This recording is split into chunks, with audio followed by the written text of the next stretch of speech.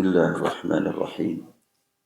الحمد لله رب العالمين، والصلاة والسلام على أشرف المرسلين حبيبنا وشفيعنا مولانا محمد وعلى آله وأصحابه ومن اتبعه إلى يوم الدين. رب اشرح لي صدري ويسر لي أمري واحلل عقدة من لساني يفقهوا قولي.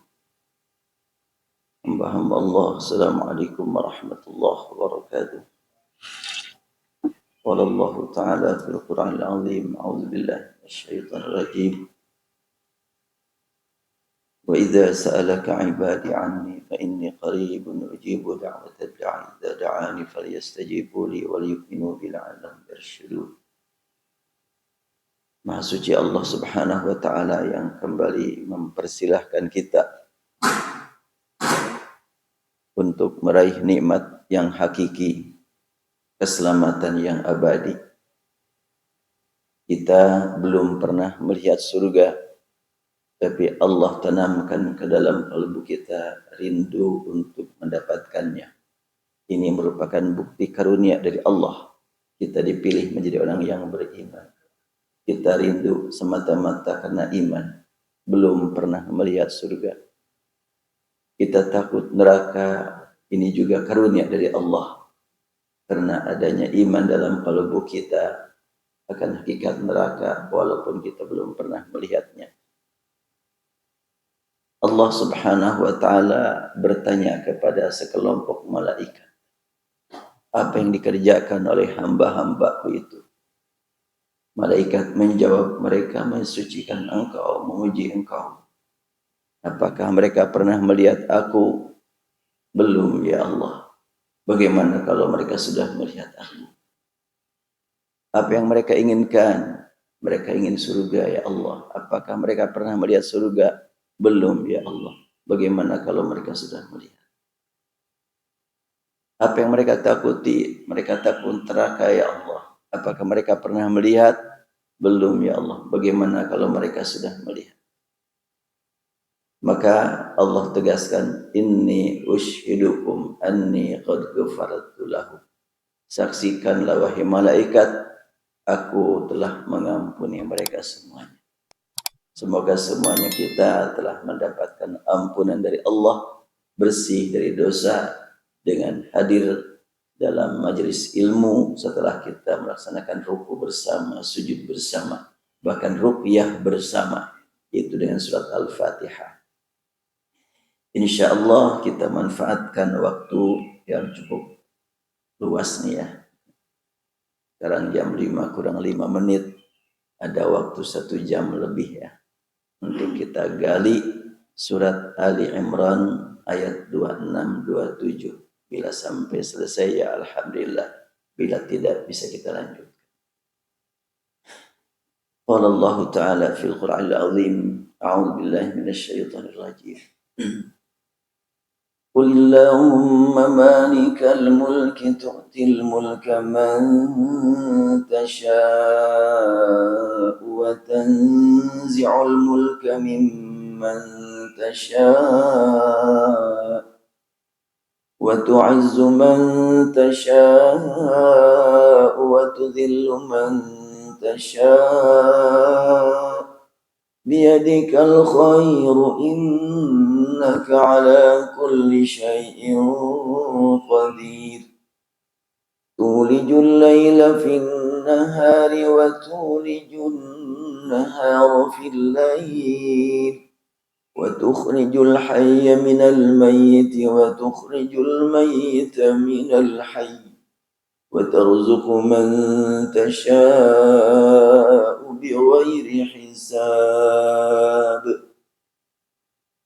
Ayat ini kalau di kampung saya dulu termasuk ayat yang rutin dibaca setiap habis sholat subuh. Allah Subhanahu wa ta'ala berfirman dengan kalimat qul, katakanlah oleh kamu ditujukan kepada seorang demi seorang.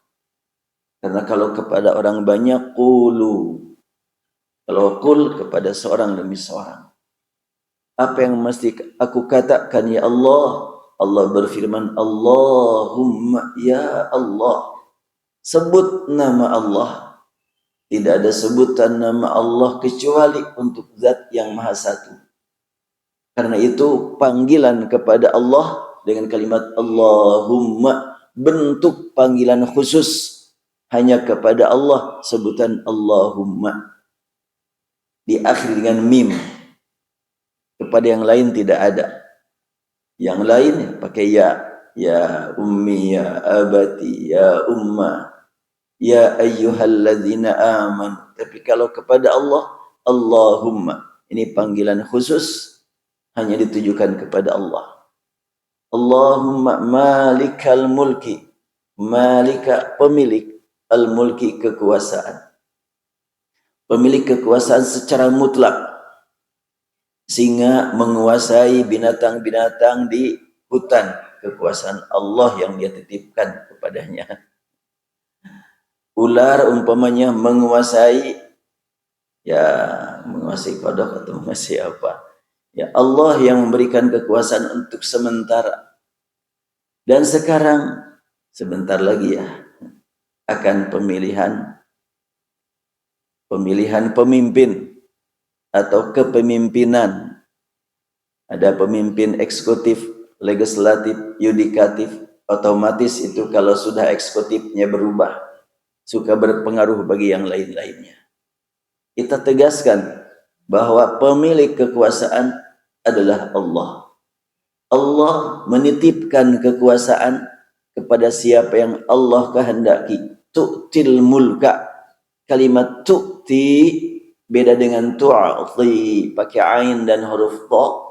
Kalau tu'ti hamzah dengan ya, dengan ta. Beda maknanya. Kalau tu'ati memberi.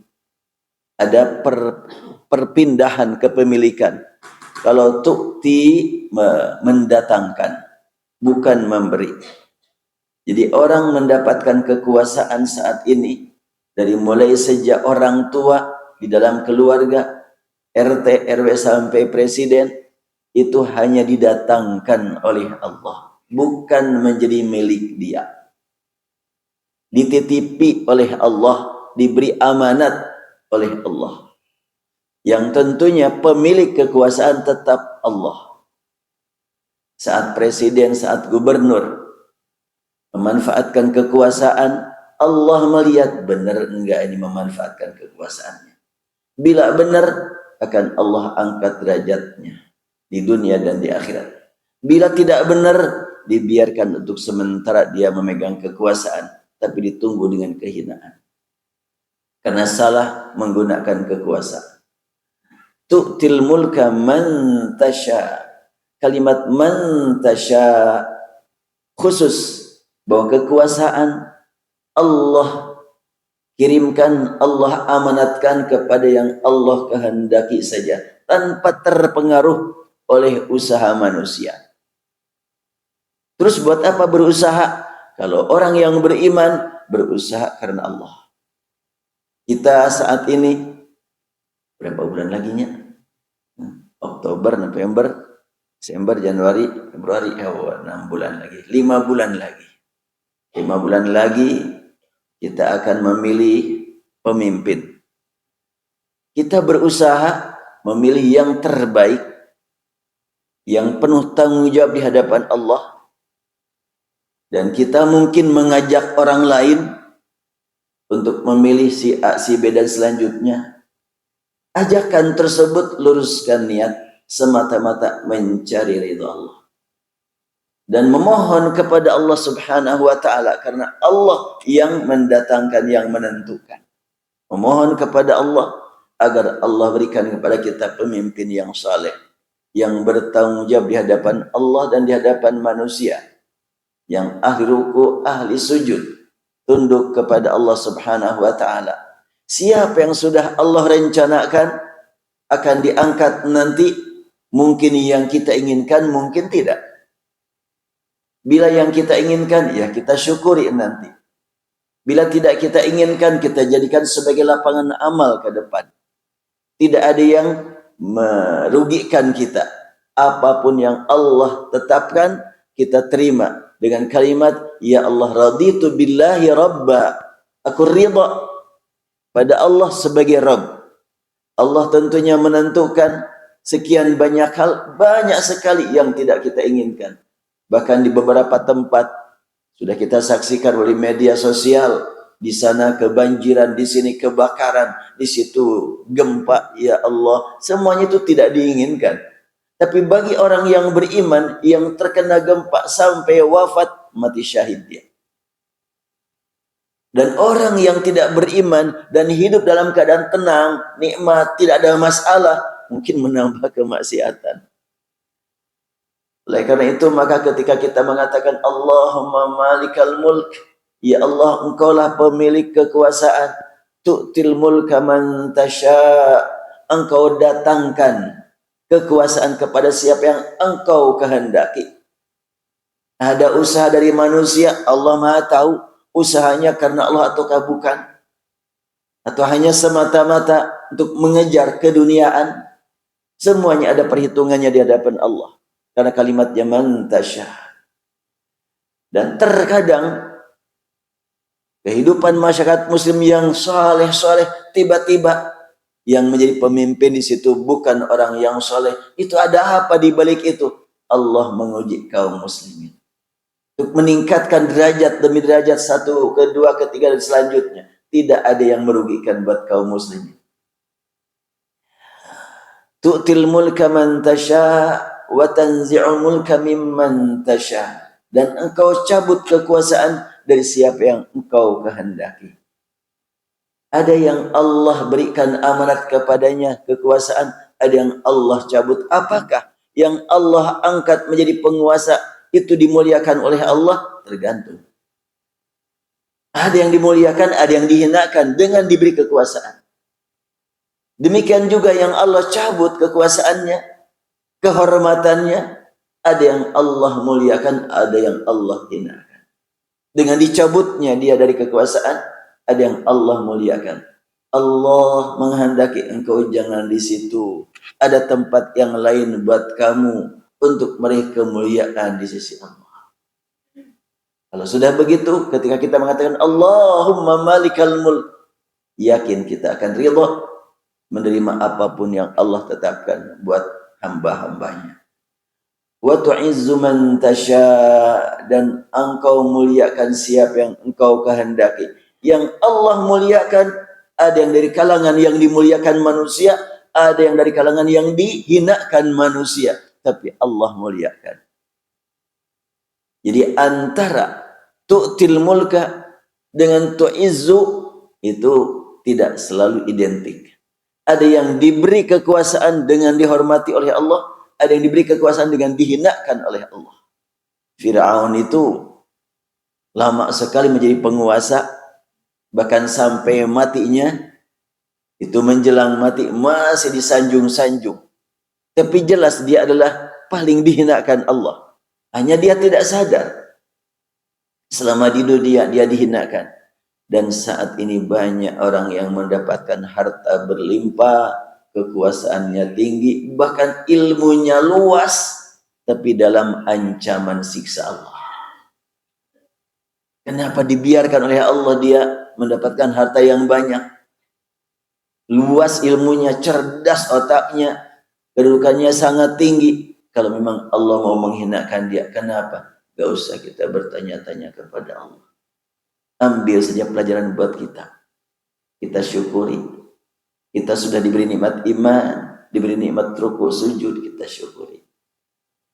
Ini termasuk yang diperdebatkan di kalangan sekian banyak ahli debat. Sehingga muncul pemikiran-pemikiran yang dihubungkan kepada kelompok. Ada Jabbariyah, ada Mu'tazilah, ada Qadariyah, ada umpamanya Asy'ariyah, ada Al-Maturidiyah, ada Salafi, ada Wahabi, macam-macam kelompok. Urusan akidah antara yang paling sering dibahas masalah itu. Kalau orang berbuat dosa, lalu nanti dimasukkan ke dalam neraka, kenapa? Kan dia berbuat dosa karena diberi nafsu, diberi fasilitas berbuat dosa, dan tidak Allah berikan kepadanya hidayah. Ya siapa yang salah? Kan gitu. Kita balikin bertanya, kalau orang taat, tidak berbuat dosa, tunduk terus sampai sampai wafat dia ahli ibadah. Kenapa Allah masukkan ke surga? Kan dia bisa beribadah karena Allah juga. Kalau kita mau bertanya-tanya pusing sendiri. Kita laksanakan saja perintah Allah. Allah berfirman, ya ayyuhalladzina amanu dzkuru nikmatallahi 'alaikum. Wahai orang yang beriman, ingat akan karunia yang Allah curahkan kepada kamu. Sudah, kita syukuri saja. Terus yang tadi yang bagaimana? Bukan urusan kita. Biar Allah yang ngatur segala-galanya. Kita ambil manfaatnya. Kita ambil jalan untuk menuju Allah Subhanahu wa ta'ala dalam segala aspek kehidupan yang kita ketahui. Dan kalau umpamanya saya mengambil satu pemikiran, mungkin orang akan berkata, oh ini Saiful Islam masuknya kepada akidah ini. Akhirnya akan begitu terus. Makanya kita sudah baca Al-Quran, apa perintah Allah kita laksanakan. Apa larangan Allah kita jauhi sesuai kemampuan. Wa tu'izzu man tasya, engkau muliakan ya Allah siapa yang engkau kehendaki. Wa tudhillu man tasya, engkau hinakan ya Allah siapa yang engkau kehendaki.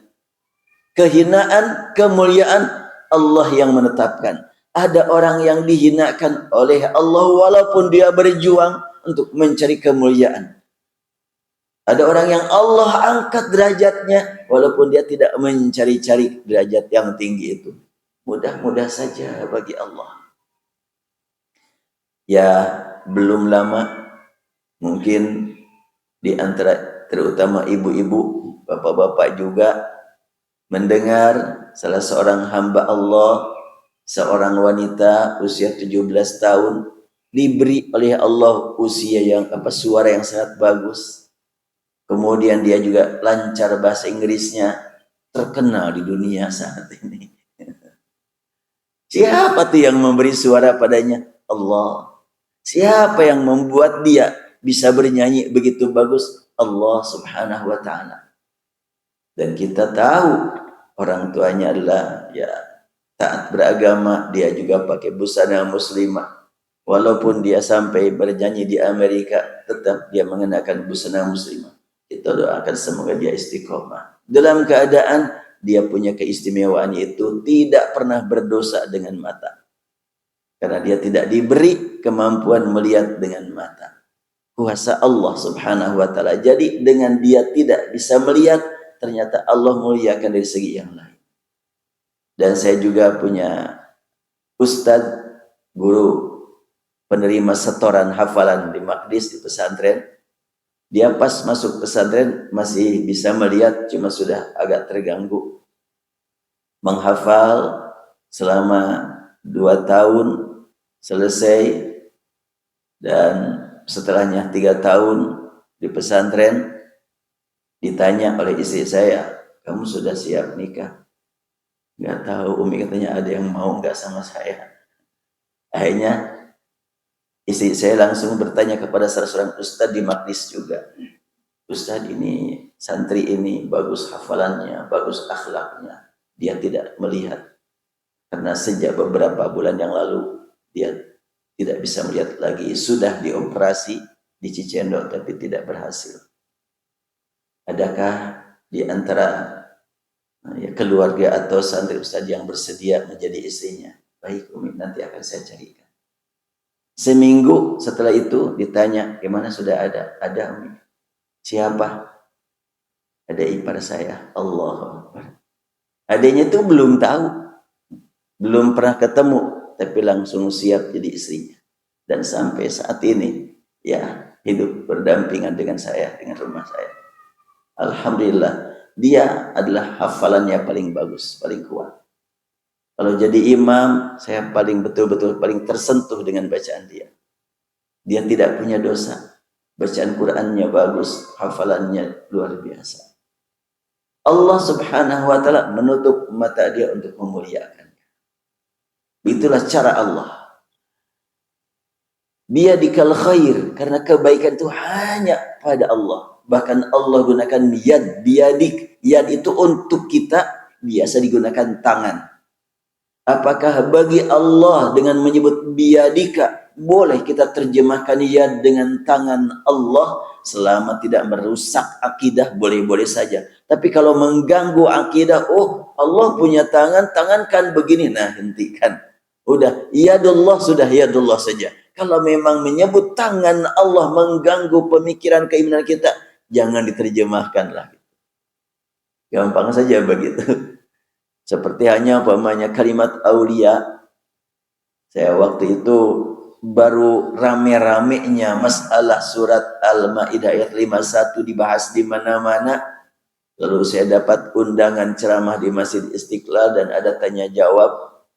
Pertanyaan, Ustaz, dalam surat Al-Maidah ayat 51 di situ disebutkan bahwa aulia itu artinya adalah teman setia.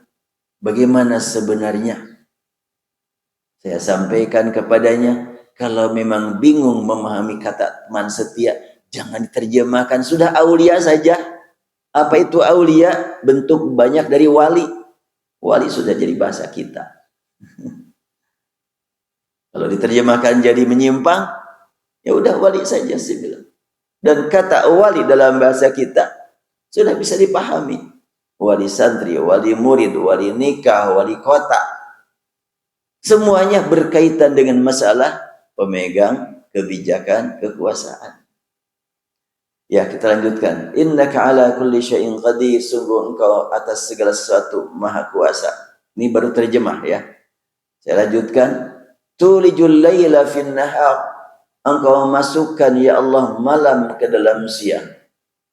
Masuk malam ke dalam siang. Apa maknanya? Wa tulijun nahara fil lail, dan engkau masukkan siang ke dalam malam. Berarti terkadang malam berada di dalam siang, terkadang siang berada di dalam malam ya. Kemudian tukhrijul hayya minal mayyit, engkau keluarkan yang hidup dari yang mati. Hubungan hidup dengan mati keluar, hubungan malam dengan siang masuk. Ada apa di balik itu? Ini bahasa Allah. Tidak bisa sembarangan kita pahami tanpa kita jiwai makna yang lebih dalam, yang lebih luas. Wa tukhrijul mayyita minal hayyi, dan engkau keluarkan yang mati dari yang hidup. Wa tarzuqu man tasha'u bighairi hisab. Dikunci dengan kalimat, dan engkau berikan rizki kepada siapa yang engkau kehendaki bighairi hisab, tanpa ada perhitungan. Ini panjang bahasan ini. Kita masuk ke pelajaran penting dari ayat. Banyak sekali pelajaran dari ayat ini yang patut kita ambil. Untuk menikmati pelajaran tersebut, mari kita lalui studi analisis sebagai berikut. Kalimat qulillahumma, katakanlah Allahumma. Lafaz ini memberi makna bahwa setiap orang beriman diperintah untuk mengatakan ya Allah. Allahumma ya Allah. Yang kita ketahui bahwa Allah adalah satu-satunya nama untuk zat yang Maha Esa. Enggak ada manusia berani-berani memberi nama kepada anaknya dengan nama Allah, enggak ada. Yang ada Abdullah, Saifullah, Jundullah. Ya, kalau nama Allah enggak. Atau Muhammad Allah enggak adanya. Iya, yang ada Abdullah. Di dalam Al-Quran, lafaz ini selalu digunakan untuk mengingat hakikat makna tauhid. Dalam Al-Quran banyak doa. Umumnya doa diawali dengan Rabb. Rabbana, Rabbi. Dan sudah saya masukkan di sini yang diawali dengan Rabbi, ini sudah ada 70. Nih, ke-70. Yang diawali dengan Rabbana di sini ada 35. Ini Rabbana. Kalimatnya adalah Rabbana atmim lana nurana waghfir lana.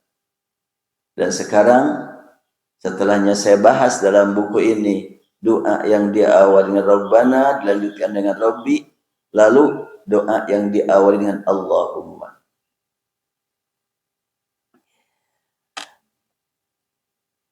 Mudah-mudahan cepat terbit nih, sebentar lagi lah. Saya masih ngedit Tinggal 100 halaman lagi nih yang saya sedang edit. Semuanya ada 670 halaman. Di dalam Al-Quran, lafaz ini selalu digunakan untuk mengingat hakikat makna tauhid. Jadi kalau Allahumma Allah, mengingatkan kita tentang hakikat makna tauhid. Ada lagi berbeda dengan lafaz Rabbana, wahai Rabb kami, dan Rabbi, wahai Rabbku. Dua panggilan ini patut kita gunakan untuk menghadap kepada Allah saat menyampaikan permohonan agar mendapat nikmat dan permohonan agar mendapat perlindungan. Pakai Rabbana, pakai Rabbi. Rabbana atina min ladunka rahmah. Rabbana hab lana min azwajina. Rabbana ighfir lana. Itu adalah memohon ampunan, memohon rahmat dengan awal Rabbana atau Rabbi. Tu'til mulka, engkau datangkan kekuasaan kepada siapapun yang engkau kehendaki. Ini saya terjemahkan engkau datangkan, atau terjemah yang beredar. Engkau berikan. Ini terjemah yang beredar, yang sudah direvisi berkali-kali, dan revisi terakhir 2019, di launching September 2020, kalimat tu'ti diterjemahkan dengan engkau berikan kekuasaan kepada siapapun yang engkau kehendaki. Tapi saya di sini berbeda, engkau datangkan kekuasaan kepada siapapun yang engkau kehendaki. Tadi sudah disampaikan bahwa memberi dengan mendatangkan berbeda maknanya. Kalau seorang hamba Allah di sini mau pulang, kendaraan enggak ada, lalu panitia mengatakan, sudah saya datangkan Grab. Datangkan kan, bukan memberi kan. Grab tetap aja milik yang lain. Dan atau sudah saya bawakan buat engkau nih motor, datangkan, silahkan pakai. Tapi tidak diberikan, tidak menjadi hak milik dia. Demikianlah kekuasaan Allah datangkan kepada siapa yang Allah kehendaki, bukan memberi. Jangan ngaku-ngaku sebagai pemilik kekuasaan. Sebab pemilik kekuasaan hanya Allah, Malikal Mulki. Dalam surat Al-Fatihah kita temukan Maliki Yaumiddin. Dia amanatkan kepada sebahagian hambanya amanat kekuasaan sesuai kehendaknya. Banyak orang yang berjuang dengan mengorbankan segala yang mungkin dikorbankan untuk mendapatkan kekuasaan, namun usaha tersebut tidaklah ada pengaruhnya. Hal ini berbeda dengan masalah hidayah, ampunan, dan kelapangan rezeki. Nah, saya hubungkan ini. Untuk kekuasaan Allah gunakan agar kita baca kalimat tu'til mulka man tasya, pakai tak. Tak itu engkau. Kalimat engkau tidak punya makna lain kecuali tujukan kepada Allah, untuk Allah. Tapi kalau man yasha, beda nih.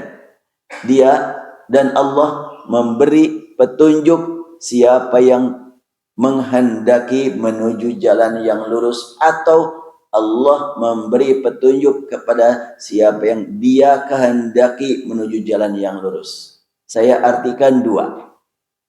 Wallahu yahdi man yasha, dan Allah memberi petunjuk siapa yang menghendaki menuju jalan yang lurus, atau pakai kepada di sini ya.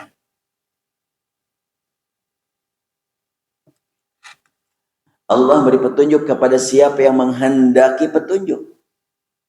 Itu kalau man yasha. Bisa juga diartikan Allah memberi petunjuk kepada siapa yang dia kehendaki menuju jalan yang lurus. Jadi kalau petunjuk itu ketika manusia berjuang mendapatkan petunjuk, Allah perhatikan perjuangan dia. Sebab siapapun punya hak untuk mendapatkan petunjuk. Beda dengan kekuasaan. Tidak semua orang punya hak mendapatkan kekuasaan. Semua orang berhak menjadi presiden. Tetap aja yang jadi cuma satu. Jadi calon berhak. Jadi presiden cuma satu yang Allah angkat. Semua orang berhak untuk menjadi gubernur. Se-Jawa Barat 40 juta jadi gubernur semuanya.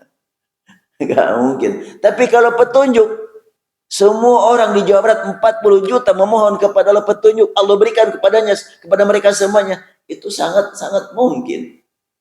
Berbeda dengan kekuasaan. Oleh karena itu, karena berbicara kekuasaan, Allah bimbing kita untuk mengatakan man tasya, pakai tak. Sedangkan kalau hidayah, man yasha. Ini sangat jelas ya. Tak dengan ya pengaruhnya sangat besar. Baik, sebelum dilanjutkan, agar kita semuanya menjiwai ya, meresapi, menikmati bacaan ini, sekaligus berdoa memohon kepada Allah saat pengajian biar ngantuknya hilang. Saya baca dan diikuti bersama ya. A'udzu billahi minasy syaithanir rajim. Silakan.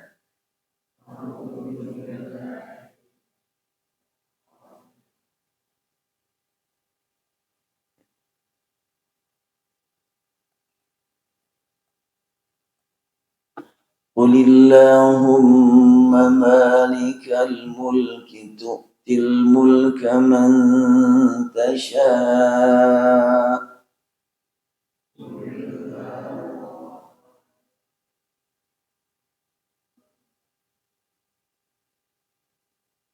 Qulillahum, mim bertasydid, tahan dulu suaranya.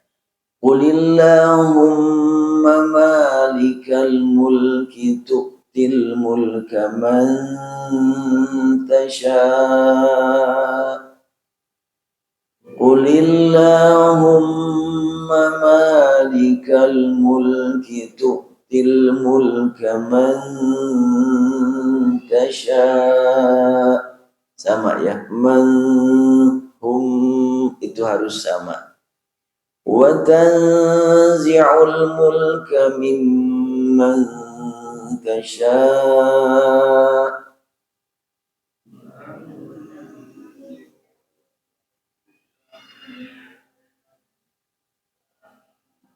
Nah, di sini ada gunnah 3 ya. Satu. Wa tanzi'ul mulka mimman. Nah, itu harus sama itu ya. 3 gunnah baca dengan seimbang. Wa tanzi'ul mulka mimman tasha'. Silakan. Wa tanzi'ul mulka mimman tasha' wa tu'izzu man tasha' wa tudhillu man tasha'.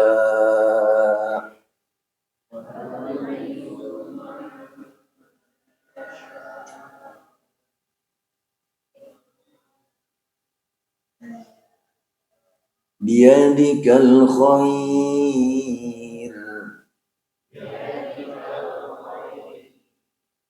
innaka ala kulli syai'in qadir.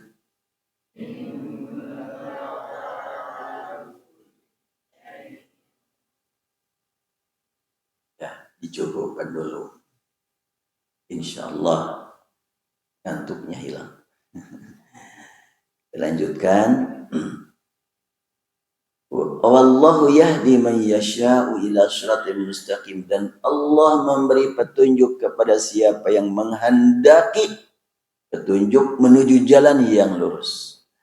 Atau maknanya, dan Allah memberi petunjuk kepada siapa yang Dia kehendaki menuju jalan yang lurus. Karena yahdi itu dia itu kepada siapa? Bisa kepada Allah, bisa kepada orang. Allah beri petunjuk kepada orang yang mau petunjuk. Salman Al-Farisi dulu, asalnya dia penyembah api. Kemudian dia tidak mendapatkan kepuasan menyembah api, maka ikut dia menyembah patung salib. Dia tidak mendapatkan kepuasan, masih mencari dan mendengar ada yang disebut dengan agama Islam, agama tauhid. Dia datangi sampai bertemu Rasul dan dia beriman, dan dia adalah yang menjadi pemberi ide baru untuk kemenangan perang Khandaq. Salman Al-Farisi, sampai oleh Rasulullah ditegaskan, Salman min ahli baiti, Salman termasuk keluargaku. Tidak ada hubungan darah. Dia orang Persia, orang asing, tapi ternyata Rasul menganggapnya sebagai keluarga. Itu adalah dia mencari petunjuk terus beberapa kali sampai bertemulah dengan petunjuk Al-Quran. Ada juga yang memusuhi Rasul, bahkan mengancam membunuh Rasul. Antara lain Umar bin Khattab radhiyallahu anhu. Oh, Umar bin Khattab sangat terkenal lah kisahnya di kalangan masyarakat kita. Sudah menghunuskan pedang, dan pedangnya Umar bin Khattab panjang sekali. Badan beliau sangat tinggi. Ketika berjalan dengan angkuhnya, dengan sombongnya, "Mukana Umar, aku ingin membunuh Muhammad, sudah enggak tahan lagi." "Kenapa memang?" "Iya, dia merusak kita." "Lihat dulu dah adik kamu." "Emang kenapa adik aku?" "Adik kamu sudah menjadi pengikut Muhammad yang benar."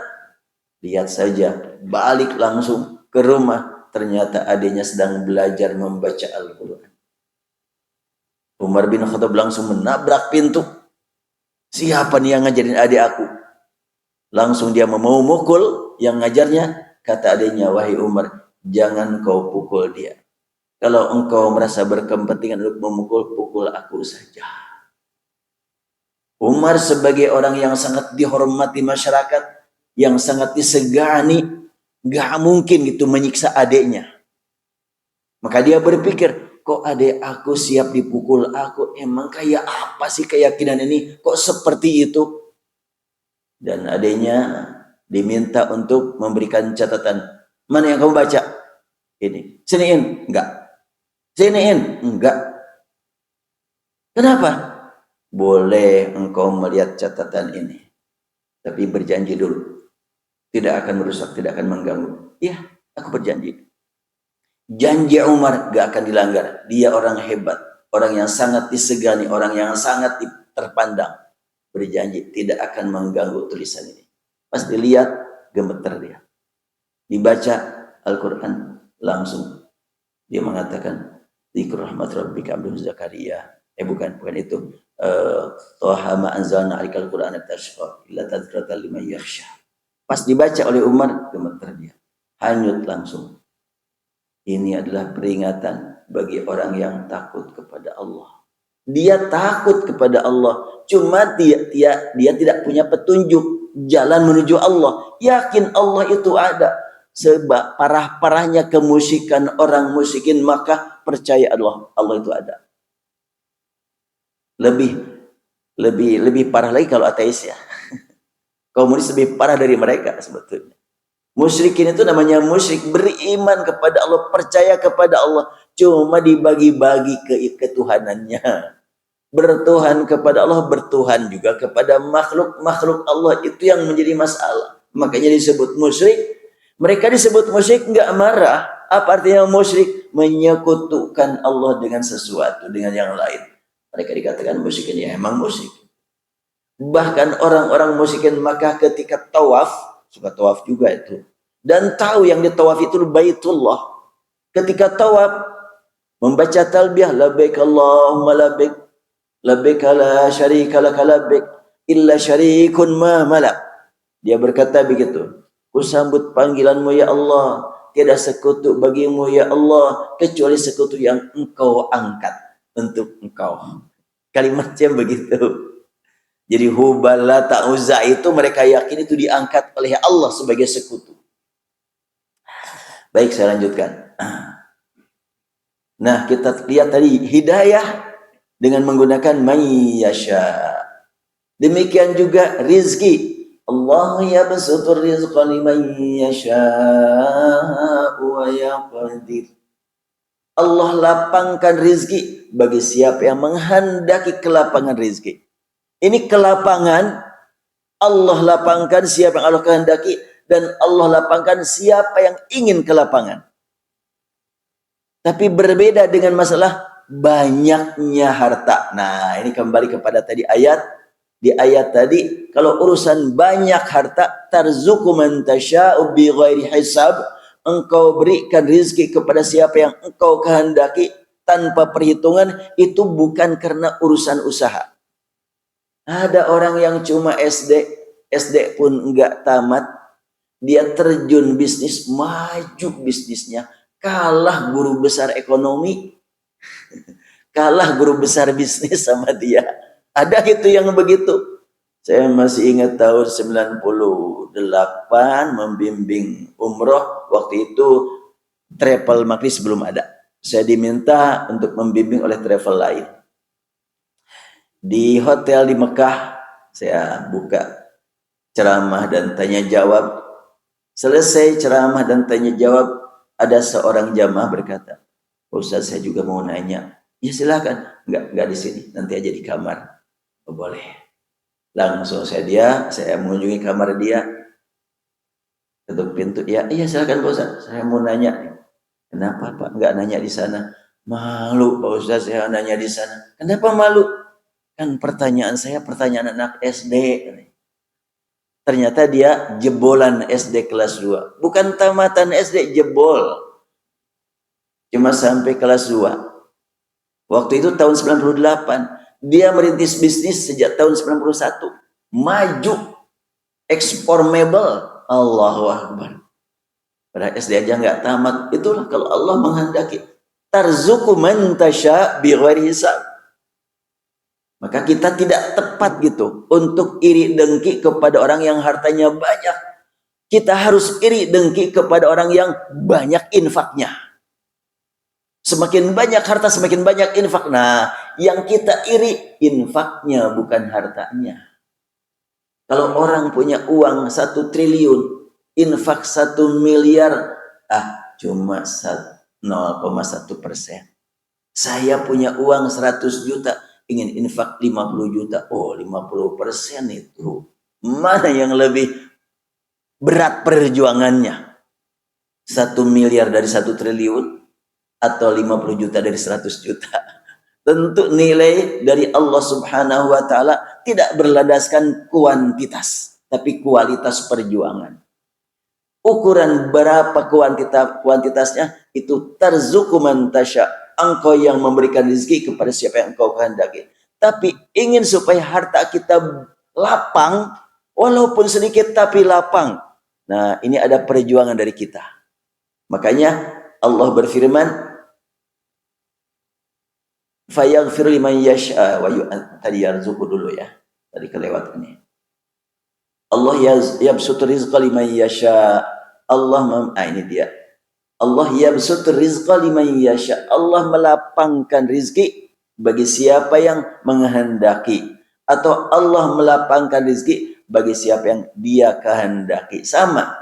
Yahdi, yarzuqu, yabsutu. Ya.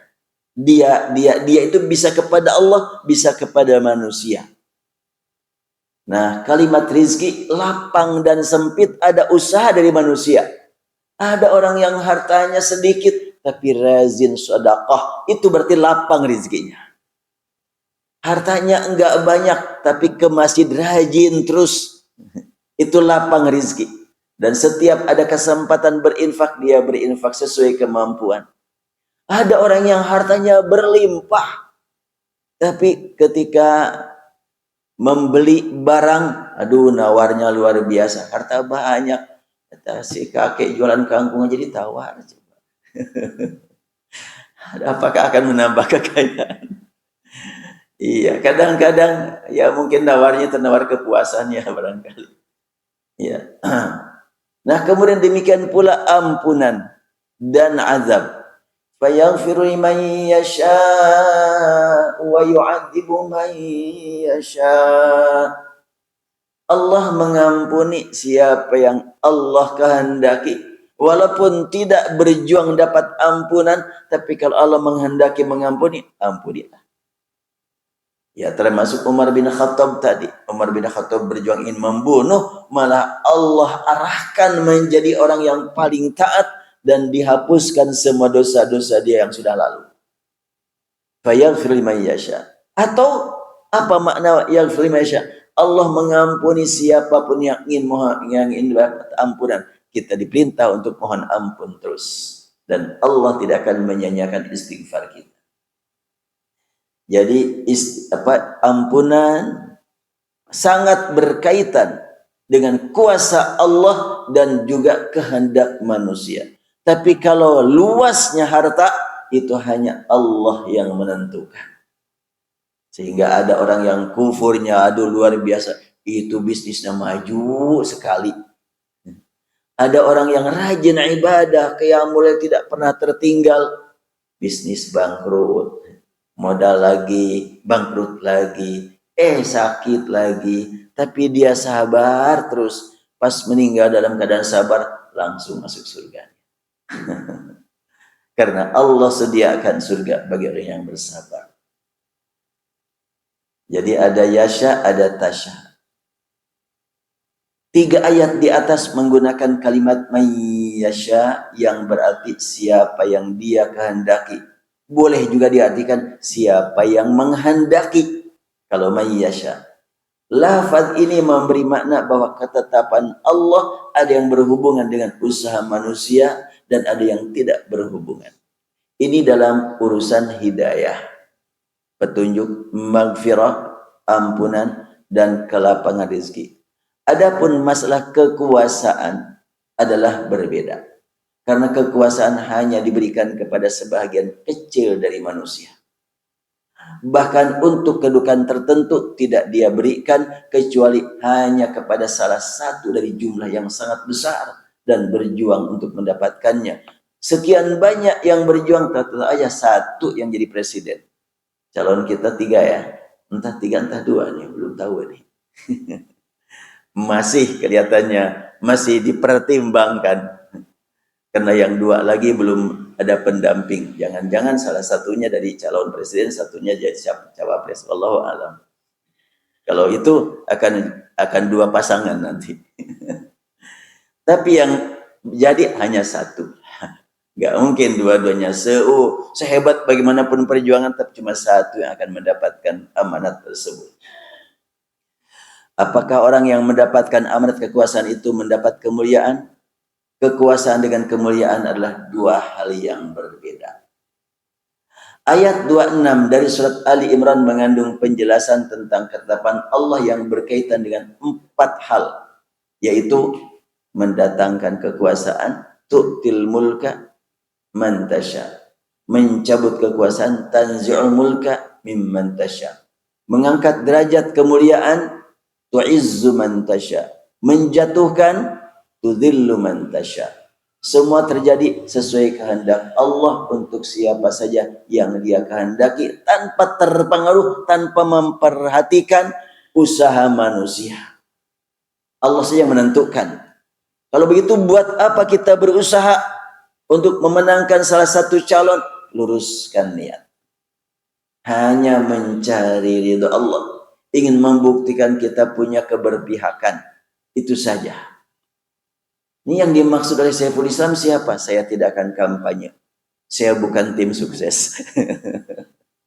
Tetapi kampanye menuju ridha Allah, kampanye menuju surga, bukan kampanye memenangkan seseorang. Ya, kita hanya Allah yang maha tahu tentunya siapa yang kita inginkan, dan Allah maha kuasa untuk memberikan apa yang kita inginkan, dan Allah maha kuasa untuk memilih yang terbaik untuk umat keseluruhan. Kekuasaan tidak selalu identik dengan kemuliaan, sebab ada orang yang Allah berikan padanya amanat kekuasaan namun menuju kehinaan, dan ada pula yang orang yang Allah yang dia berikan yang dia berikan kekuasaan disertai dengan kemuliaan. Jadi ada yang ditunggu dengan kehinaan, ada yang dimuliakan. Orang yang dicabut kedudukannya sebagai penguasa, ada yang mengalami kehinaan, dan ada pula yang meraih kemuliaan atau keselamatan. 4 keadaan yang dialami oleh orang berbeda ini adalah hanya fenomena duniawi yang tidak dapat dijadikan sebagai tolok ukur untuk mengetahui keadaan mereka di akhirat. Di akhirat beda. Mungkin dihormati orang di dunia dan juga kedudukannya begitu lama. Apakah di akhirat akan seperti itu? Allah lah yang menentukan segala-galanya. Tidak sedikit orang yang pada saat di dunia dianggap sebagai orang yang paling mulia, dan tidak mengalami kehinaan hingga mati, namun dia menuju kehinaan untuk selamanya di akhirat melalui pintu kematian. Ada juga orang yang pada saat di dunia terus dihina, namun pada saat itu dia sedang menaiki derajat demi derajat kemuliaan di akhirat yang dicapai setelah mati. Ada pula yang pada saat di dunia mulia, di akhirat pun mulia. Seperti Nabi Sulaiman. Siapakah orang-orang yang terhina di dunia dan di akhirat? Mereka adalah orang kafir yang miskin dengan kehidupan yang sangat tertinggal, jauh dari kehidupan layak, namun demikian mereka tetap memusuhi ajaran Allah.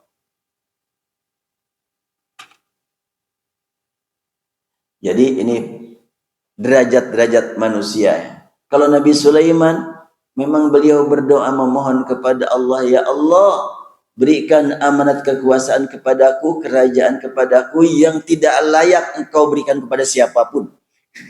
Gak tanggung-tanggung itu Nabi Sulaiman. Kenapa? Tuntutan kondisi. Nabi Sulaiman memohon kepada Allah amanat kekuasaan bukan untuk dihormati orang. Tapi tuh di sana ada raja yang sangat ditaati orang. Tapi dalam kemusikan, tuh di sana ada orang kaya yang sangat dikagumi orang. Tapi dalam kemusikan, aku ingin menundukkan mereka, mengajak menuju ridha engkau ya Allah. Dan Nabi Sulaiman terbukti telah berhasil mendakwahi salah seorang wanita yang disegani, yang cerdas, yang bawahan-bawahannya juga sangat cerdas dan patuh. Baik, saya buka tanya jawab 1/4 jam, ini masih ada waktu bagi yang mau menyampaikan. Mangga silahkan. Ini gak tamat nih kajian ayat ini ternyata. Masih nyambung insya Allah. Masih panjang. Mangga silahkan Pak. Ya, mangga.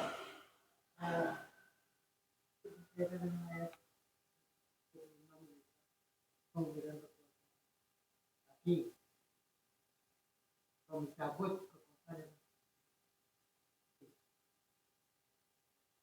Intinya di situ kan contohnya tadi penguasa atau juga itu presiden. Nah ini sering digunakan ayat ini kelompok-kelompok pro penguasa. Saya sering tuh berdiskusi ada apa takdir Allah, jadi kita terima saja. Dan kita doakan. Walaupun pada kenyataan itu zalim, ya, dan kebenaran.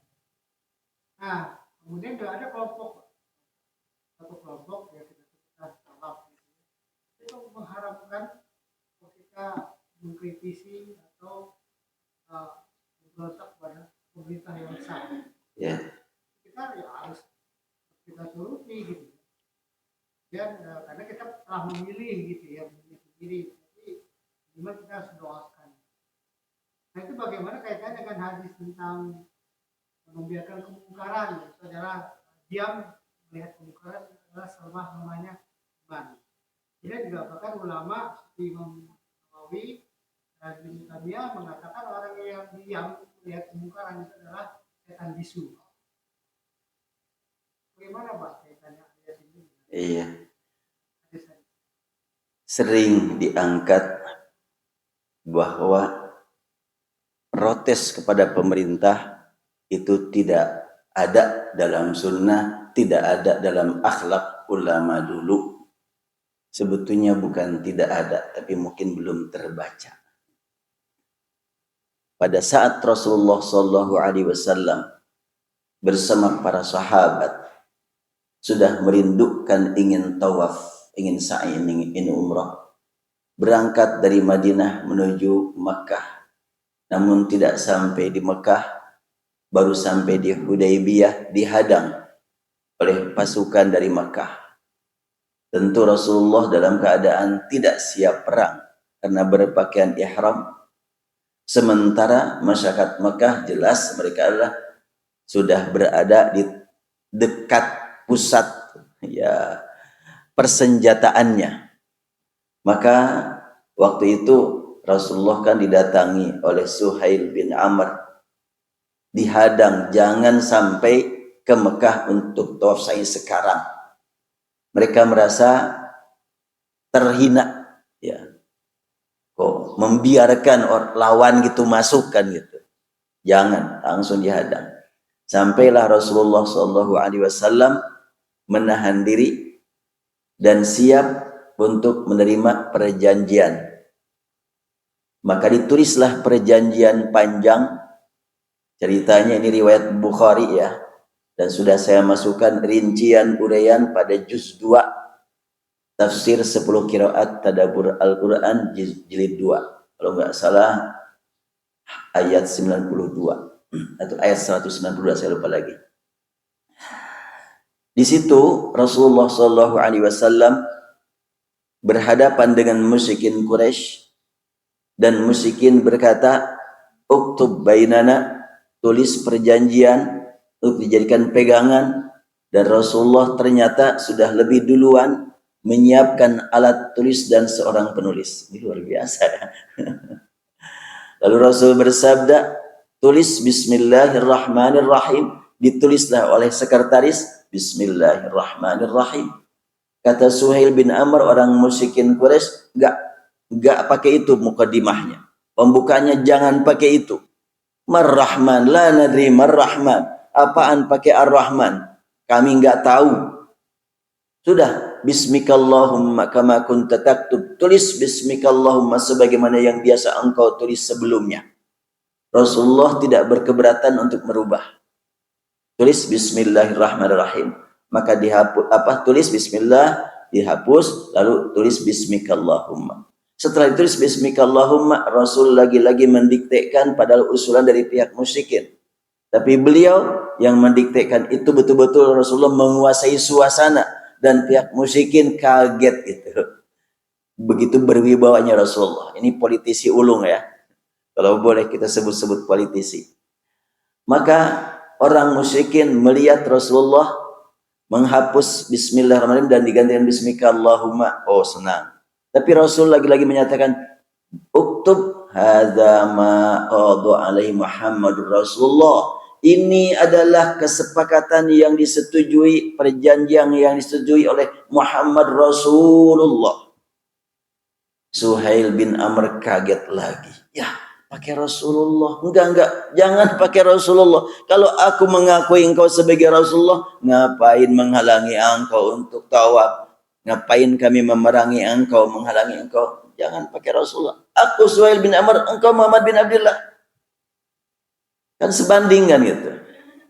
Rasulullah bersabda, "Wallahi inni Muhammad bin Abdullah wa inni Rasulullah wa in kadzdzabtumuni." Demi Allah, memang aku Muhammad bin Abdullah dan aku Rasulullah walaupun engkau mendustakan aku.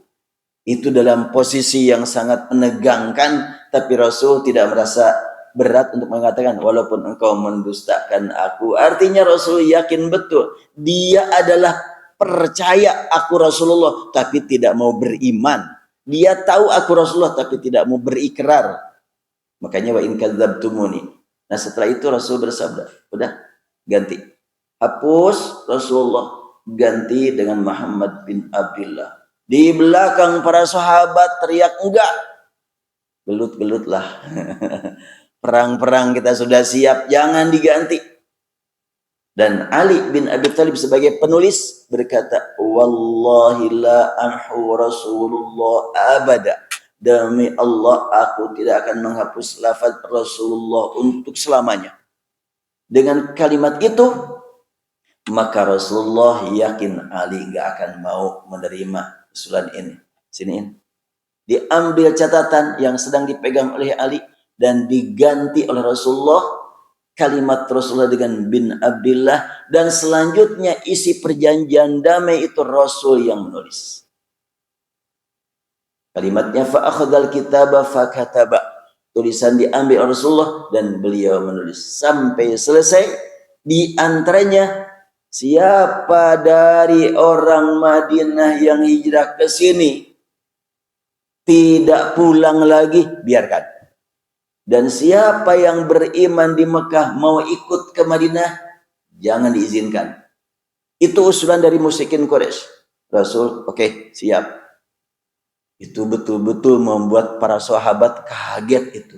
Ya, Enak di kamu, nggak enak di aku nih. Akhirnya para sahabat kesal luar biasa. Nggak bisa terima. Tapi untuk memarahi Rasul nggak mungkin. Menyerang Rasul nggak mungkin. Cuma mereka demo saja, unjuk rasa. Ketika Rasul sudah selesai, perjanjian sudah ditandatangani, dan Rasul bersabda kepada para sahabat yang sedang merenung, yang sedang bimbang, gelisah, sedih, "Qumu wanharu wahliku." Ayo berdiri, bergerak. Potong hewan kamu masing-masing dan potong rambut kalian.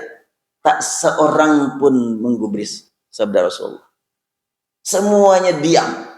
Tidak ada yang melaksanakan perintah Rasul. Berkali-kali Rasul bersabda seperti itu, tidak ada yang merespon.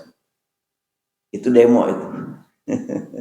Kalau dikatakan gak pernah ada demo dalam Islam, yang di demo gak tanggung-tanggung Rasulullah. Cuma demonya para sahabat bukan maksiat. Tapi berharap mudah-mudahan Rasulullah mencabut kembali tanda tangannya, keputusannya, gitu saja. Berat dirasakan oleh para sahabat, jauh dari Madinah menuju Mekah sampai Hudaybiyah, 400 kilo mereka sudah menempuh perjalanan. Sudah merindukan ingin tawaf sa'i sekian lama. Sudah berpakaian ihram, harus balik lagi ke Madinah. Beratnya luar biasa. Maka Rasulullah ketika tidak seorang pun dari sahabat yang merespon, beliau masuk ke tenda di mana Ummu Salamah sedang istirahat, dan Ummu Salamah menyaksikan Rasul kelihatan wajahnya kecewa. Lalu Ummu Salamah berkata, "Ya Rasulullah, engkau pasti mau mereka mengikuti apa yang engkau perintahkan." "Iyalah, gak usahlah berbicara ya Rasulullah. Sekarang engkau panggil tukang cukur. Setelahnya engkau sekarang ambil dulu pisau untuk menyembelih unta yang kau sediakan. Setelah itu panggil tukang cukur. Engkau aja, jangan bilang-bilang, dah gak usah bicara." Begitu kalimat Ummu Salamah. La tukallim ahada, jangan bicara. Sudah engkau ambil pisau, tuju unta engkau. Setelah itu panggil tukang cukur. Rasulullah langsung manggil pisaunya, langsung menyembelih untanya, dan langsung manggil tukang cukur. Setelahnya tukang cukur mencukuri Rasulullah SAW. Para sahabat baru berkeyakinan ini adalah wahyu, harus kita imani. Kenapa kok kita sampai seperti ini?